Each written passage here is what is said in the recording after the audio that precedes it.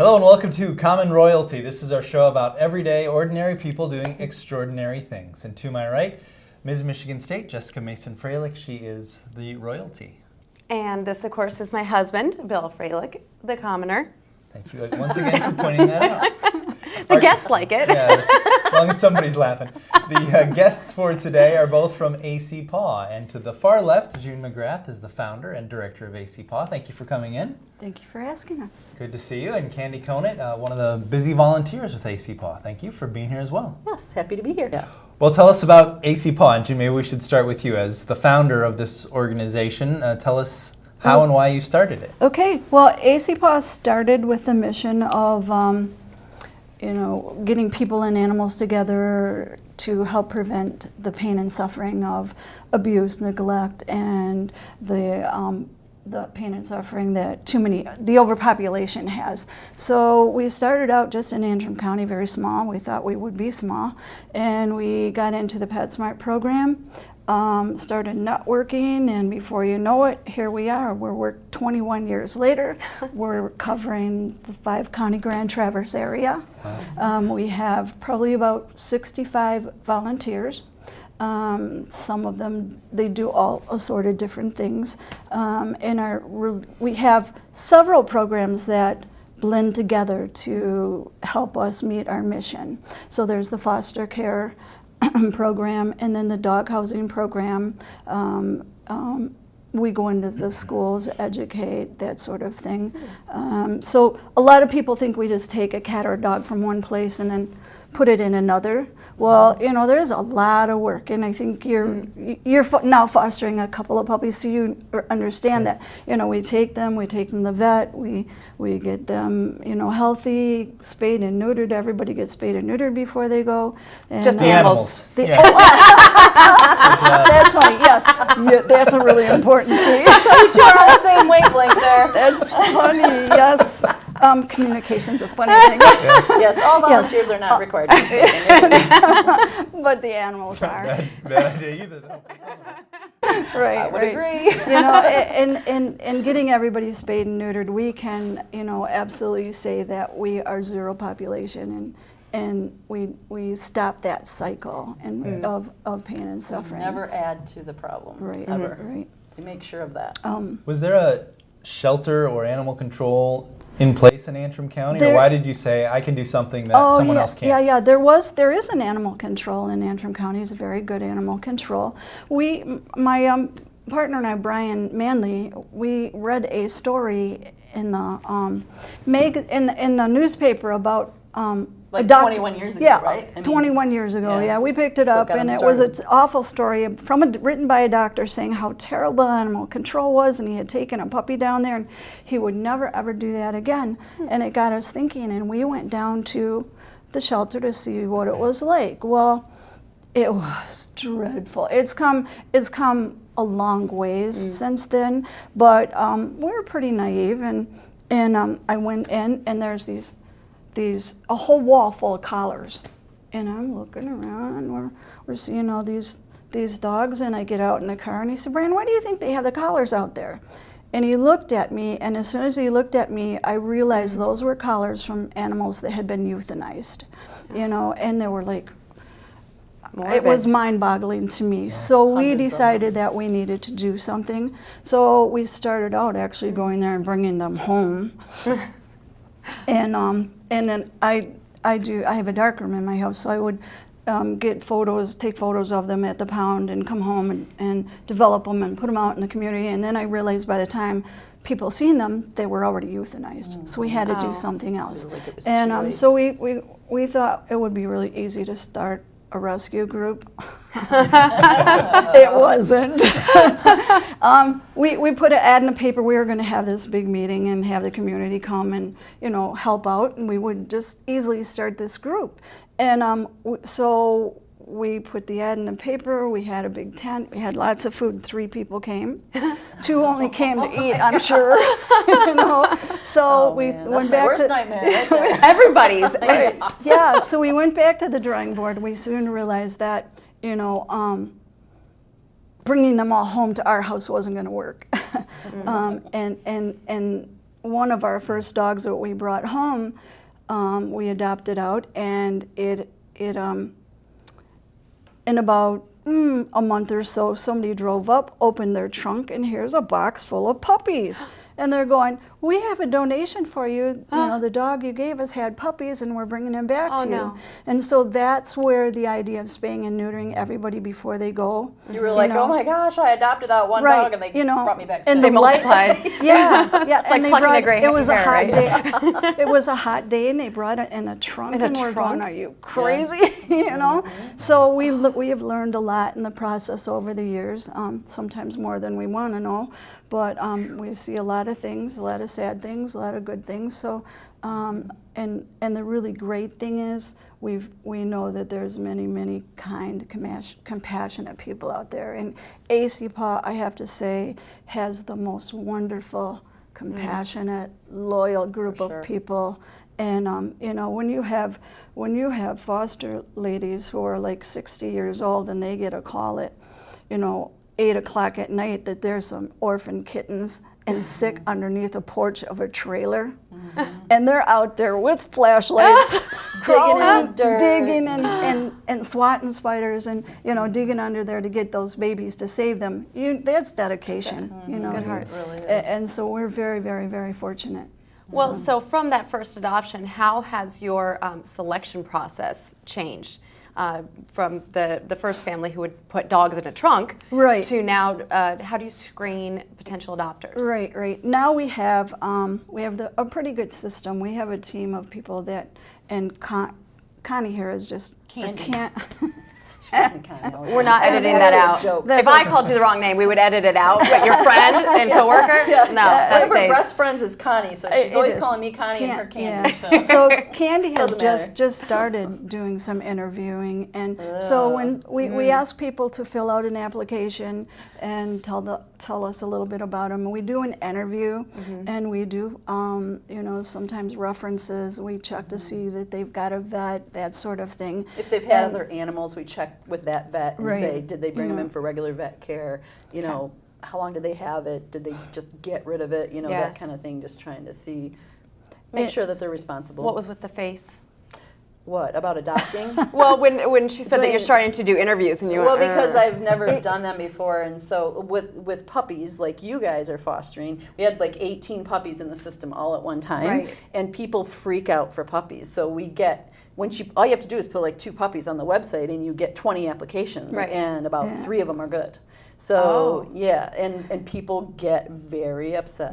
They get really mad. I got one lady who's really ticked off at me because I said no to her because she lives right on a busy highway. She doesn't have a fenced-in yard.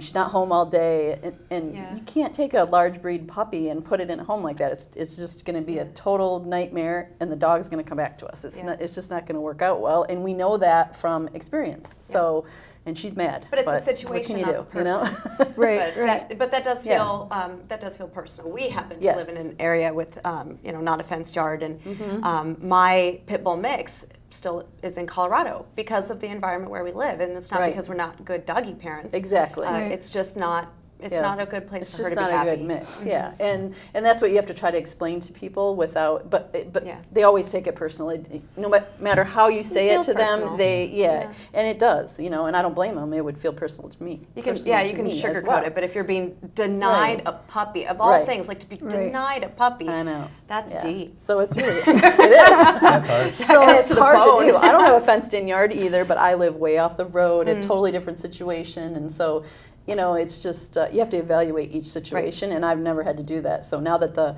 our dog lady, I call her, her name is Jane, she's leaving, and so she's the one who's done all of that all along. Her and June. Life was very foster dog. That we got our puppies from her, and she has crates stacked over here, and she's like, "Do you need a bed? Here's a bed out of 20. You need a crate? You need a pen? You need a doggy pee pads. Yeah, she has She has a everything. box of 100. Oh yeah, Which and we've she's gone going through. to her house with it today. Yeah, I'm probably. going there today to pick up all this stuff. because Like- she's moving real soon here within a. Is that stuff now all going to your house? Well, I saw the post on Facebook. I was like, I don't have room for it. It's not coming to my house. Yeah, you got on that quick. I was like, I hope someone has a storage unit. Yeah, well, it'll go in the storage unit at our house, but that is the most difficult part. It's easy. I wouldn't say easy. It's heart consuming and everything to do the rescue and take care of them, but to have the responsibility to place them where you think they're going to be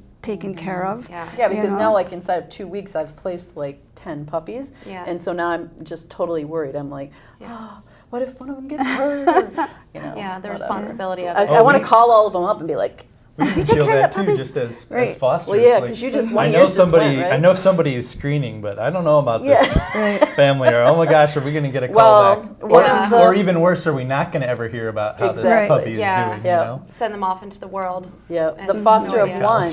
Like college. It's a running gag. Never talk to him again. We had one lady that fostered 4 puppies, and I placed all 4 of her puppies. One's with a good friend of hers, so that one I'm not worried about. But the other 3, she didn't really like one of my choices very well. Like, there was just a personality thing right from the first minute. So she keeps messaging me saying that she doesn't think it's a good home. And I keep saying, I think it is a good home. And the woman, as soon as she got home with the puppy, she's sending me pictures and texting me. And I think I found a tick on his ear. And oh my gosh, should I take him to the emergency vet? I'm like, no. Slow down, So I think she's going to be a really good owner. Okay. But it was just like a personality thing between her and the foster. Yeah, but you always have to listen to your gut, and so it's really hard to tell, like, is this a gut feeling, or are we just, like, rubbing, you know? I really think that's what it was. It was And I told the foster that. I said, I think she just irritated you from the first day. So and it's sometimes really I just have to a remind thing. the volunteers that you can't just go by first glance. Right. You can't judge You don't somebody judge somebody by the based way on- they look when they first walk in. And that's what I tried to explain to this person. I think that was a lot of it, but I think she just irritated her right from the first moment, and so, yeah. Well, I don't want to give away the secrets of, your screening process necessarily, because we don't want people to lie on their applications, but generally speaking, what makes someone a good potential a lot of times adopter? we get people in conversation. We start talking about their last dog or their vets or how their children treat them, and we watch how the kids interact and that sort of thing. So a lot of it is unsaid. So if somebody comes in and they have like a couple of children and they're poking the eyes out of the puppy and they're doing things really mean, then we definitely will not like hurt their feelings or anything, but say, well, maybe you might want to. This isn't the best choice for you. Right. You might want to get an older dog or. A or dog goldfish. that's already been around children. Right. Goldfish. Go with the goldfish. It is hard because we're almost like social workers sometimes because we have to be very careful how we talk to people and how we present things. So most of it is when we're adopting, it is a gut feeling. Once we talk to people and look at their application, and sometimes it feels really good, and you're so excited, and you just know it's going to be the best home ever, and then 2 weeks later they call you and say, I don't want this puppy anymore because it's chewing in the garbage, and you're going, So there's no real good. There's no real good. Positive, absolutely 100% No way to know of for knowing, sure, but we just have to do our best. Well, now, is that some of the things that you talk about when you go into schools? Because that's actually news to me. I didn't realize that you did education in schools. Yeah, June does a lot of that. I've helped her a couple of times. We go into the schools. We go into Head Start. At Christmas time, we usually will visit. PetSmart will give us stuffed animals, and we go and Candy was awesome. The last time we went, she ordered books and coloring, and she went all out. It was awesome. It was Santa candy. But the kids are really excited, and some of the kids there have never touched a cat. So they're like, or they don't, really or a dog. excited. They're scared of dogs, or they think they can just run right up to a dog in its face, or grab it by the back of the neck. Or so it's our opportunity to say, to teach them to say, if you're out and somebody has a dog, always ask first. You may want to pet it, but always ask first, and then wait until the person says yes or no. Because we were telling kids to ask first, and they ask first, and then they just jump right in there. Exactly. So, we thought it important to say wait until you're told yes or no. Those are really important things. We talk about not teasing, not a tease, dog or cat. Right. And do you like to be teased? No, you don't like when people are poking you and teasing you. If a dog's in a fence or a crate or in its own space, give it space. If it's eating, leave it alone. Yeah, that is an important one that nobody talks about. Right. And then children are right there in the face. They're little ones. They're at that height. They're right there in their face. So kids have a tendency to want to grab them around the neck and just hug them and hug them and love them and keep them forever. But once we tell them you could get bitten, it's really important, and they don't want to be bit. So it's kind of, we're hoping they will take those things home and remember them the next time they come. And we send the literature home with the kids so that the parents know what we've talked about, and hopefully they will follow through on what we've talked about. We've gone to birthday parties.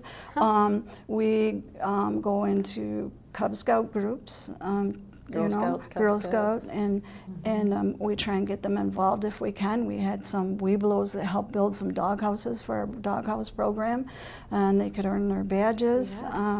First graders, I love the little younger ones because they're easy to talk to. Very easy to relate to. Way shorter teenager. The teenagers are harder to grasp their attention. If you get in there and you start telling a story and the story is good enough, then you got them. But if the story is not good enough, they're throwing spit wads at each other and whatever. Well, the little ones too, you take the stuffed animals from PetSmart, and they're like, oh, it's not the animal, So you got to give those lower threshold. You just give them something, and they're like yours. Like, oh. And again, we almost have to be like social workers because people have to give up their animals that don't want to. They come in and they've lost their job, they're homeless, they've gotten in a divorce and they can't keep them. And we've had grown men sitting at the table at PetSmart crying because he had to give his dog up, and I think that's probably the hardest part. It is very hard. It's like, what do you say to them except assure them that you will take their pet and you will do your very best to find it another really, really good home.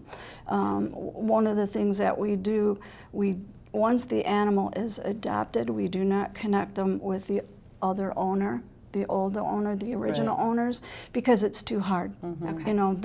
This person who just adopted their dog and they've had it for 2 months, and now this person who gave it up, their life is better. They're going to go, maybe I want my dog back. And we had that situation one time where the people actually stalked the family, and it was awful. And the family ended up giving them the dog back because it was frightening. So at that point, our policy became no more connections. So how many of those animals, in terms of where the animals come from, be it strays that are found, puppies that come in, or people who relinquish an animal? Well, we used to get more of our animals from animal control before they were euthanized. We still get a good number, but of course Grand Traverse doesn't have animal control anymore, and we work out of Kalkaska and mostly Antrim County because I live in Antrim County. It's just a skip and jump away from me. In fact, I went in to pick up two old dogs. I went in to pick up one old dog whose owner just gave it up because they didn't have time, and I came home with 2 old dogs. And then I get a text about another dog that's currently at the animal control in Antrim. It is now in a foster, temporary foster. It was the sweetest little Karen Terrier, and I went, and this is a really hard thing when you go into the pound and it's full, and you can only take so many. Who do you pick and who do you leave behind? It's like sometimes you go to sleep at night and go, I'll do any other job but that one. But this little Karen Terrier was sitting there and she was scared. She was found stray, and she had her back to me and her head in the corner, and she was shaking, and she had to spend her 10 days there, you know, in case an owner did come along. Of course, stray hold, they call unfortunately, it, the owner didn't come along, so we got her out her first day that she was available to get out, and she's in a temporary foster home. And you know, speaking of foster homes, she is sweet. She is so sweet. I don't know how come people don't look for their pets, whether they don't know where to go or whether they think that there's a fee that they can't afford, or they're going to get a ticket because it didn't have a license. You know, it's hard to know really, but why they end up there. We get there's purebreds. There's our fair share of naughty dogs that you know why people dump them, you know? And they're a lot of work, but we work with them and find homes for them. But it's always incredible to me how you know, all these nice dogs get there and their owners are not looking for them. Well, so why do you only have room to take a certain amount? You don't have a building. You work with fosters. So is it that you don't have available fosters? Well, you can only have, you know, you have to set a limit. And at the moment, we have like 65 fosters, and we have tons of people wanting us to take the animals, but we have 160 cats in our system.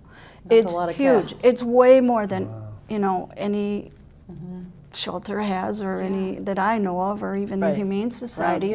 But they're placed in homes, you know, 2 at a time, or maybe a litter at a time. We're very careful not to overload a home so that it becomes, you know, a burden or a difficult, too difficult to take good care of them. You know, we believe that if you can't do harm, you know, we want to do no harm, and if that's what's going to happen, then we shouldn't be doing it. You know, we need to be on top of the game all the time. So, and it's very hard to control. It is because, well, sometimes it's hard to fathom how hard it is to control. And once people become foster homes, then their friends know that they're foster homes. So it kind of like it just reaches out bigger and bigger, and they get requests and. Well, and we get how many calls a day do we get? People, mostly cats, but dogs too. I have a list of like 6 people I need to call needing to relinquish a dog. Oh my gosh. It's, one's a veteran, he can't take care of his dog anymore, and his home health aid worker called and left a message and said, you know, we need to relinquish the dog. And then another lady called and said she lost her husband or something to that effect, and she needs to relinquish her dog. And so it's just, and so we get, I bet we get 6 to 10 to 12 calls a day. And then we all, our personal numbers are out there, so we all get, people manage to get, you know, our we all phone get numbers personal requests. And, hers is the worst. Mine 21 years worth of. I left my phone in the car. I figure they'll wait till I'm done. How often do you have as we call it, the foster fails, where you have 65, but maybe by the end of the year you'll only have 50 because the other 15 decide to keep those animals. And that's funny because we do have a lot of foster failures. But in that same phrase, though, foster failure, but it's an awesome home for that pet because they've fallen in love with them, and they know nobody else can take care of them any better than you know you can. You know, so the worst part about that is you lose the foster, possibly. You know, they may continue to foster, depends on how many animals they already have. Or they may help with other things like fundraisers, and you know, we are in a continual mode of fundraising because. We have to pay for all the vet bills. We have to pay for the food, and when people foster, we supply everything that they need. That was surprising to me. When a we lot got of people into the don't foster realize program, that ACPA covers the food, the kennel, the diaper pads, the vet bills. Really, we were just the location. Right. And what we ask of, I mean, we feel like if somebody is generous enough to take an animal in need into their home, then they should not have to take the expense themselves, but spend their time loving them, you know, training them, taking them back and forth. Well, we're going to get more people that are going to be able to help if they, you know. But I think that's not widely known. No, I don't think so either. And I'm not sure a lot of rescues do that, but it was something. I don't really know if that's it was something that we felt was important, you know. So. So again, it cost a lot of money. Not having a building is really cost effective because we can put, you know, the money that we raise right into the animals' direct care, but it still costly. Right. You know, so, and we're all volunteers, so there is no paid director. Nobody's paid, you know, no PR people, nothing like that. Well, then do you find fundraising to be more difficult because you don't have a concrete, literally and figuratively concrete building? I think it is. Yeah. I think because it we don't is. have a It's an concrete idea. building and we don't have one dedicated person that just can do all that fundraising. So we have we're all kind of going in different directions. Well, I'll do this fundraiser and you do that fundraiser and you do that fundraiser, you know. And we're talking about bringing that together Right. in maybe some kind of committee or having a head of Right. something like that. Right. And right now it's kind of like when we do a fundraiser, I'm over in Antrim County. It's hard 'cause some we're of them all are over the all, place. you know, in Traverse City I'm in and place. Kalkaska, Now, so Traverse when City. I do a fundraiser, I have to go to whoever did the last fundraiser and collect All the that stuff. flyers and the banner and that kind of stuff. And so we eventually would like to have a building in Traverse City, you know, but we would still be foster care, but a small place to keep all your supplies and some place to quarantine sick animals that you know that many animals get euthanized because they've got a cold. They've got, you know, but if they're kept in a shelter, everybody gets it, so they can't keep them. And or they, you know, have a lot of fleas or whatever, you know. We can't take a cat that's full of fleas and put it in a foster home when they've got their own cats, and you got to get it well first before you just can. need a little storefront to hang your shingle. Right, yeah. Before we run out of time, because we're almost out, I wanted to ask you, Candy, as a volunteer, why AC Paw as opposed to one of the humane societies or other shelters why did you choose AC Paw as your volunteer organization? I think because when I first started looking, I don't know, probably 6 years ago, to get involved with an animal rescue, I think the fact that they were all volunteer and that all that money went to the animals, most of the money that comes in goes to the animals, and the spay and neuter rule that they have, that was huge for me. And spay and neuter is kind of where I have been focusing a lot of my attention with our spay and neuter program. And so I think just the values that they had as a group and the people, they're all very kind and welcoming and just great to get along with. We all get along pretty well and that kind of thing. So I liked their mission as a whole. Well, I'm sure you've learned a lot over 21 years of this, and maybe I'll give you the last question because we've got just a couple moments left. But anything else you want to know about AC Paw or what you guys have accomplished in all this time? Well, I think I know the answer to it, but I just would like to give you the opportunity to state, what is the one thing you would like to tell people about animals? Well, personally, I would like to tell them that if you think before you adopt, you know, it's costly.